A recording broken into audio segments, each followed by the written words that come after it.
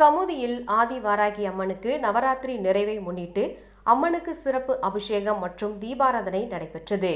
பெண்கள் நெய் தீபம் ஏற்றி சகஸ்ரநாம குங்கும அர்ச்சனை. ராமநாதபுரம் மாவட்டம் கமுதியில் ஆதிவாராகி அம்மன் கோவில் உள்ளது. இக்கோவிலில் நவராத்திரி திருவிழாவின் நிறைவு நாள் நிகழ்ச்சி நடைபெற்றது. ஆதிவாராகி அம்மனுக்கு பால், தயிர், மஞ்சள், குங்குமம், சந்தனம், இளநீர், பன்னீர், விபூதி மற்றும் பழங்கள் உள்ளிட்ட 16 வகையான மூலிகை திரவியங்கள் மூலம் அபிஷேகம் நடைபெற்றது. இதன் பின்னர் சிறப்பு அலங்காரம் செய்யப்பட்டு தீபாராதனை நடைபெற்றது. திருவிழாவில் கலந்து கொண்ட பெண்கள் நெய் தீபமிட்டு பிரார்த்தனையில் ஈடுபட்டனர். கமுதி, கோட்டைமேடு, கண்ணார்பட்டி உள்ளிட்ட சுற்று வட்டாரங்களைச் சேர்ந்த பெண்கள் கலந்து கொண்டனர்.